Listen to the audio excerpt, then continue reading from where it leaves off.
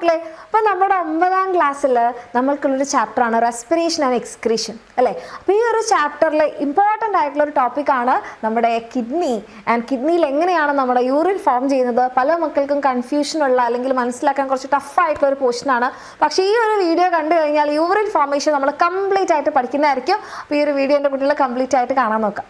അപ്പോൾ ആദ്യം തന്നെ നമുക്ക് അറിയേണ്ടത് എവിടെയാണ് നമ്മുടെ ഈ ഒരു യൂറിൻ ഫോം ചെയ്യുന്നത് അല്ലേ. അപ്പോൾ അതിന് വേണ്ടിയിട്ട് നമുക്കൊരു എക്സ്ക്രീറ്ററി സിസ്റ്റം അല്ലെങ്കിൽ ഒരു വിസർജന വ്യവസ്ഥയുണ്ട്. അതിൽ നമുക്കത് 2 കിഡ്നി ഉണ്ട്. അതുകൂടാതെയോ നമ്മുടെ കിഡ്നിയിൽ നിന്നുണ്ടാവുന്ന യൂറിനെ പുറത്തേക്ക് എത്തിക്കാൻ വേണ്ടിയിട്ട് നമുക്ക് യൂറീറ്റർ അല്ലെങ്കിൽ മൂത്രവാഹി ഉണ്ട്. പിന്നെ ഈ ഒരു യൂറിൻ കുറച്ച് നേരത്തേക്ക് സ്റ്റോർ ചെയ്ത് വെക്കാൻ വേണ്ടിയിട്ട് നമുക്ക് യൂറിനറി ബ്ലാഡർ അല്ലെങ്കിൽ മൂത്രാശയുണ്ട്. ആൻഡ് നമ്മുടെ യൂറിന് പുറത്തു പോകാൻ വേണ്ടിയിട്ട് യുറീത്ര അല്ലെങ്കിൽ മൂത്രനാളിയുണ്ട്. ഇപ്പം നമുക്ക് എന്താ വേണ്ടത്? നമ്മുടെ കിഡ്നീനെ എടുക്കുക അല്ലേ. അപ്പോൾ ഈ കിഡ്നിയുടെ അകത്തേക്ക് നമ്മൾക്ക് ഫിൽട്ടർ ചെയ്യാനുള്ളത് അല്ലെങ്കിൽ അരിക്കാനുള്ളത് എന്താണ്? നമ്മുടെ ബോഡിയിലെ വേസ്റ്റാണ് അല്ലേ. അപ്പോൾ ഈ വേസ്റ്റുള്ള ബ്ലഡും കൊണ്ട് നമ്മുടെ കിഡ്നിയിലേക്ക് ഒരു ബ്ലഡ് വെസൽ ഇങ്ങനെ വരുന്നുണ്ട്. ഓക്കെ, എന്നിട്ട് അതെന്ത് ചെയ്യും? 2 ബ്രാഞ്ചസ് ആയിട്ട് മാറിയിട്ട് നമ്മുടെ കിഡ്നീൻ്റെ ഉള്ളിലേക്ക് കയറും. അപ്പം ഈ ഒരു ബ്ലഡും കൊണ്ടുവരുന്ന വേസ്റ്റുള്ള ഈ ബ്ലഡും കൊണ്ടുവരുന്ന നമ്മുടെ ഈ ഒരു ബ്രാഞ്ച് ഓഫ് ബ്ലഡ് വെസലിനെയാണ് നമ്മൾ റീനൽ ആർട്ടറിയിലെ വൃക്കാധമനി എന്ന് പറയാം. അതിവിടെ കിഡ്നീൻ്റെ ഉള്ളിൽ കയറിയിട്ട് അരിക്കൽ പരിപാടികളും ഫിൽട്രേഷനൊക്കെ ചെയ്യും. അങ്ങനെ ഫിൽട്രേഷനൊക്കെ കഴിഞ്ഞാൽ ഈ ബ്ലഡ് തിരിച്ചു പോകണം, ഹാർട്ടിലേക്ക് പോകണം അല്ലേ. അങ്ങനെ ഹാർട്ടിലേക്ക് നമ്മുടെ ബ്ലഡും കൊണ്ട് തിരിച്ചു പോകുന്ന ആളാണ് നമ്മുടെ റീനൽ വെയിൻ അല്ലെങ്കിൽ വൃക്കാശിര. അപ്പം ഇത് രണ്ടുമാണ് നമ്മുടെ റീനൽ ആർട്ടറിയും റീനൽ വെയിനും. ഓക്കെ, ഇനി ഇവിടെ ബ്ലഡ് എത്തിക്കഴിഞ്ഞാൽ ഇനി എന്ത് സംഭവിക്കും എന്നാണ് നമ്മൾ നോക്കാൻ പോകുന്നത്. അപ്പം നമ്മുടെ കിഡ്നി ഇതാണ്. ഈ കിഡ്നിക്ക് 2 ഭാഗങ്ങളുണ്ട്. ഇത് എക്സാമിന് നിങ്ങൾക്ക് അടയാളപ്പെടുത്താൻ ചോദിക്കും കേട്ടോ. അപ്പോൾ ഏറ്റവും പുറമേയുള്ള ഈ ലൈറ്റ് കളേർഡ് ആയിട്ടുള്ള ഈ ഭാഗത്തിനെയാണ് നമ്മൾ കോർട്ടെക്സ് എന്ന് പറയാം. അതിനിവിടെ നിങ്ങൾക്ക് ഇങ്ങനെ പിരമിഡുകൾ പോലെ കാണുന്ന ഈ ഉള്ളിലുള്ള ഭാഗത്തിനെയാണ് നമ്മൾ മെഡുല്ല എന്ന് പറയാം. അപ്പോൾ ഒരു ലൈറ്റ് കളേർഡ് ആയിട്ടുള്ള കോർട്ടെക്സ് പുറം ഭാഗത്തും കുറച്ച് ഡാർക്ക് കളേർഡ് ആയിട്ടുള്ള ഒരു ഭാഗം മെഡുല്ല അത് ഉള്ളിലും ഉണ്ട്.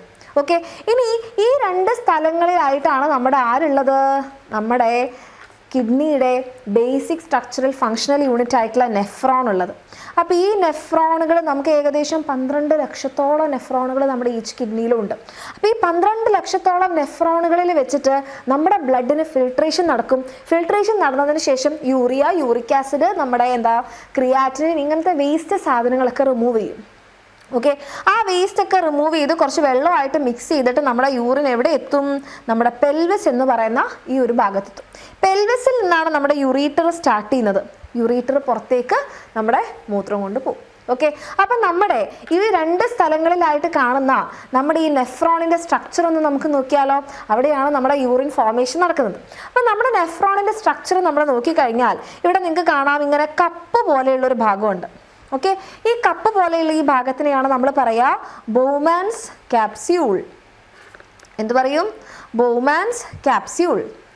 ഇനി അതിൽ നിന്ന് പോകുന്ന ബോമാൻസ് ക്യാപ്സ്യൂളിൽ നിന്ന് പോകുന്ന ഒരു ട്യൂബ് നിങ്ങൾക്ക് കാണാം. ഈ ട്യൂബ് ചെന്ന് എത്തുന്നത് ഒരു ഡക്റ്റിലേക്കാണ്. ഈ ഡക്റ്റിൻ്റെ പേരാണ് കളക്റ്റിംഗ് ഡക്റ്റ്. യൂറിൻ അവസാനം പല ഭാഗങ്ങളിൽ നിന്ന് കളക്ട് ചെയ്യുന്ന ആളാണ് കളക്റ്റിംഗ് ഡക്റ്റ്, അല്ലെങ്കിൽ നമ്മൾ പറയും ശേഖരണനാളി.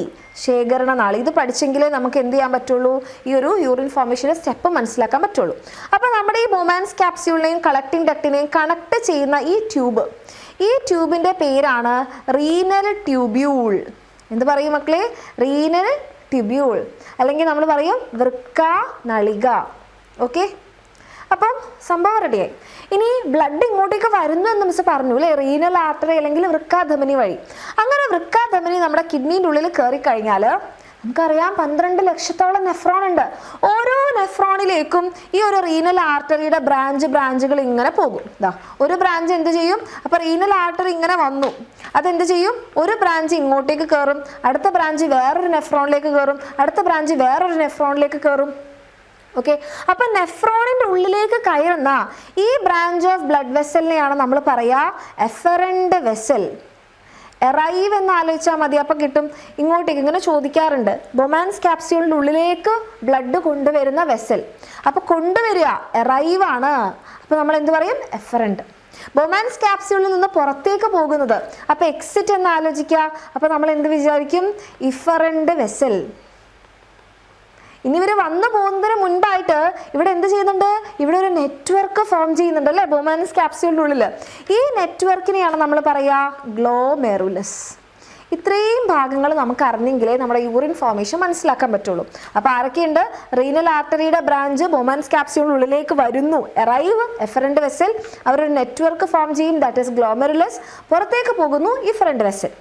ഇനി ബൊമാനസ് ക്യാപ്സ്യൂളിൽ നിന്ന് നമ്മുടെ ഒരു ട്യൂബ്, റീനൽ ട്യൂബ്യൂൾ അല്ലെ വൃക്ക നളിക, അവിടെ ഒന്ന് യൂറിൻ കളക്ട് ചെയ്യുന്നു, കളക്ടിങ് ഡക്ട്.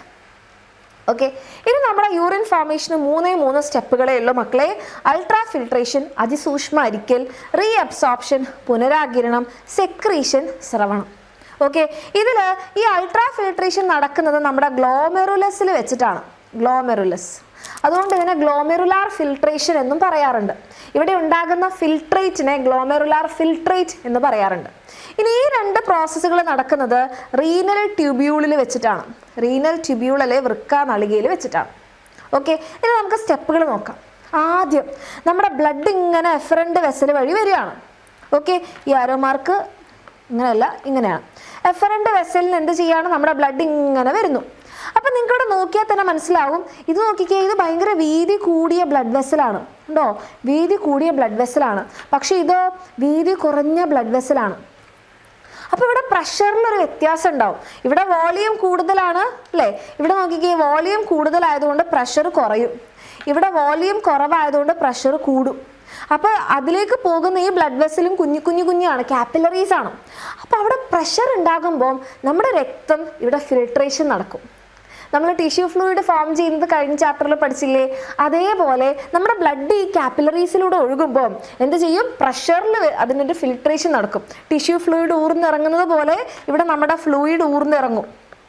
ഈ ഫ്ലൂയിഡിനെ നമ്മളത് നമ്മുടെ കോശങ്ങളുടെ ഇടയിൽ, സെൽസിൻ്റെ ഇടയിലുള്ള ഫ്ലൂയിഡ് ആയതുകൊണ്ട് അതിനെ ടിഷ്യൂ ഫ്ലൂയിഡ് എന്ന് വിളിച്ചു. ഇവിടെ ഈ ഫ്ലൂയിഡിനെ നമ്മൾ വിളിക്കുന്ന പേരാണ് ഗ്ലോമെറുലാർ ഫിൽട്രേറ്റ്. കാരണം ഗ്ലോമെറുലസിൽ വെച്ചുണ്ടാവുന്ന ഫിൽട്രേറ്റ് ആണ്. ഓക്കെ, അപ്പോൾ ഈ ഫിൽട്രേറ്റിനകത്ത് എല്ലാ സാധനങ്ങളും ഉണ്ട്. നമ്മുടെ blood cells, RBC, WBC, platelets, പിന്നെ നമ്മുടെ പ്ലാസ്മ പ്രോട്ടീൻസ്, ഹീമോഗ്ലോബിൻ, ഇതൊക്കെ ഒഴികെ ബാക്കി എല്ലാം നമ്മൾ കഷ്ടപ്പെട്ട് കഴിച്ച് നമ്മുടെ ഡൈജസ്റ്റീവ് സിസ്റ്റം ദഹിപ്പിച്ചെടുത്ത glucose, amino acid, vitamins, nutrients, വെള്ളം, പിന്നെ വേസ്റ്റും ഉണ്ട്. ഓക്കെ, അതെല്ലാം ഇവിടെ ഫിൽട്രേറ്റിൻ്റെ രൂപത്തിൽ, ഫിൽട്രേറ്റിൻ്റെ കൂടെ ഇങ്ങനെ ഇവിടെ ബൊമാനസ് ക്യാപ്സ്യൂളിലെത്തി. ബൊമാനസ് ക്യാപ്സ്യൂളിൽ നിന്ന് അവരിങ്ങനെ ഒഴുകി ഇങ്ങനെ പോകാൻ നിൽക്കുകയാണ്. അപ്പം നമ്മുടെ ഒന്നാമത്തെ പ്രോസസ്സ് കഴിഞ്ഞു. നമ്മുടെ അൾട്രാ ഫിൽട്രേഷൻ അല്ലെങ്കിൽ സൂക്ഷ്മ അരിക്കൽ അതെവിടെ വെച്ച് നടന്നു? ഗ്ലോമെറുലസിൽ വെച്ച് നടന്നു. ഗ്ലോമെറുലസിലൂടെ രക്തം ഒഴുകുന്ന സമയത്ത് ഇവിടെ പ്രഷർ കൂടുതലായിരിക്കും. കാരണം എഫറന്റ് വെസലിലെയും ഇഫറന്റ് വെസലിലെയും വ്യാസ വ്യത്യാസം, ആ ഒരു ഡയമീറ്ററിലുള്ള ഡിഫറൻസ് കാരണം പ്രഷർ നടക്കുന്നു. ഈ സാധനങ്ങളെല്ലാം തന്നെ നമ്മുടെ ഫിൽട്രേറ്റിൽ ഉണ്ടാവുന്നു. ഒന്നാമത്തെ സ്റ്റെപ്പ് കഴിഞ്ഞു. പക്ഷെ നമ്മുടെ ഒരു പ്രശ്നം എന്താണെന്ന് വെച്ചാൽ നമുക്ക് ഇതൊക്കെ അത്യാവശ്യമുള്ള സാധനങ്ങളാണ്. Glucose, amino acid, vitamins, minerals, വെള്ളം, ഇതൊന്നും കളയാനുള്ളതല്ല, ഇങ്ങനെ മൂത്രമൊഴിച്ച് കളയാനുള്ളതല്ല. അപ്പം നമ്മൾ എന്ത് ചെയ്യും? ഇതിലൂടെ ഇങ്ങനെ പോകുന്ന സമയത്ത് നമ്മൾ പറയും, അയ്യോ പോവല്ലേ കുറച്ച് സാധനങ്ങൾ എടുക്കാനുണ്ടെന്ന് പറയും. ഓക്കെ, ആ സാധനങ്ങൾ നമ്മൾ പുനരാകിരണം ചെയ്യും. റീ അബ്സോർപ്ഷൻ രണ്ടാമത്തെ സ്റ്റെപ്പ്. എവിടേക്കാണ് റീ അബ്സോർബ് ചെയ്യണേ? നമ്മുടെ ഇഫറന്റ് വെസൽ ഇങ്ങനെ പോവുകയാണ്. ഈ ഇഫറന്റ് വെസലാണ് പിന്നീട് നമ്മുടെ റീനൽ വെയിനായിട്ട് പുറത്തേക്ക് പോകുന്നത്. അപ്പോൾ അത് കിഡ്നി വിട്ട് പോകുന്ന ആൾക്കാരാണ്, നമ്മുടെ ശരീരത്തിലേക്ക് പോവാണ്. അപ്പോൾ പറയും പോലെ കുറച്ച് സാധനങ്ങൾ കൊണ്ടുപോകണേന്ന് പറയും. അങ്ങനെ glucose, amino acid, vitamins, minerals അല്ലേ, സോഡിയം, പൊട്ടാസ്യം, കാൽഷ്യം എല്ലാം റീ അബ്സോർബ് ചെയ്യും. That is second stage.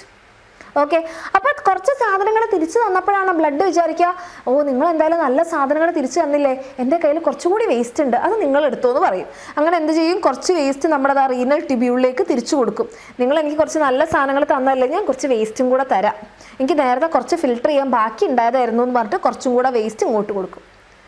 Okay, അതിനെയാണ് നമ്മുടെ മൂന്നാമത്തെ സ്റ്റെപ്പ് സെക്രീഷൻ. അങ്ങനെ സെക്രീഷനൊക്കെ കഴിഞ്ഞ് നമ്മുടെ റീനൽ ട്യൂബ്യൂൾ ഇവിടെ വരുമ്പോൾ നമ്മുടെ യൂറിൻ ആയിട്ടുണ്ട്. ആ യൂറിൻ്റെ അകത്ത് നിങ്ങൾ നോക്കിക്കഴിഞ്ഞാൽ ന്യൂട്രിയൻസ് കാണാൻ പറ്റില്ല, അമിനോ ആസിഡ് കാണാൻ പറ്റില്ല, ഗ്ലൂക്കോസ് കാണാൻ പറ്റില്ല, വൈറ്റമിൻസ് കാണാൻ പറ്റില്ല. ആരാ ഉള്ളത്? മെയിനായിട്ട് യൂറിക് ആസിഡ്, ക്രിയാറ്റിനിൻ, പിന്നെ ഇതെല്ലാം കളയാൻ കുറച്ച് വെള്ളം, പിന്നെ അധികമുള്ള കുറച്ച് സോൾട്ടുകളും ഉണ്ടാവും. ഇതെല്ലാം നമ്മൾ എന്ത് ചെയ്യുന്നു? നമ്മുടെ യൂറിനിലൂടെ നമ്മൾ കളയുന്നു. അതോടുകൂടി നമ്മുടെ പ്രോസസ്സ് കഴിഞ്ഞു. ഏതൊക്കെയാ? അൾട്രാ ഫിൽട്രേഷൻ, പ്രഷർ ഡിഫറൻസ് കാരണം ഉണ്ടാകുന്ന ഫിൽട്രേഷൻ ആണ്. അങ്ങനെ ഗ്ലോമറുലാർ ഫിൽട്രേഷൻ നടന്നു, ഗ്ലോമറുലാർ ഫിൽട്രേറ്റ് രൂപപ്പെട്ടു. ഈ സാധനങ്ങളെല്ലാം ഉണ്ടായിരുന്നു. ഇതിൽ നമുക്ക് വേണ്ട സാധനങ്ങൾ തിരിച്ചെടുക്കാനുണ്ട്. അപ്പോൾ സെക്കൻഡ് പ്രോസസ് ആയിട്ടുള്ള നമ്മുടെ റീ അബ്സോർപ്ഷൻ നടന്നു. അങ്ങനെ റീ അബ്സോർപ്ഷൻ നടന്നു കഴിഞ്ഞപ്പോഴാണ് നമുക്ക് മനസ്സിലായത് കുറച്ച് സാധനങ്ങൾ കളയാനുണ്ട്, അത് നമ്മൾ ഇങ്ങോട്ടേക്കും കൊടുക്കും. അങ്ങനെ എല്ലാം കഴിഞ്ഞ് നമ്മുടെ യൂറിൻ്റെ അകത്ത് വേസ്റ്റ് മാത്രം. ക്ലിയർ ആയില്ലേ?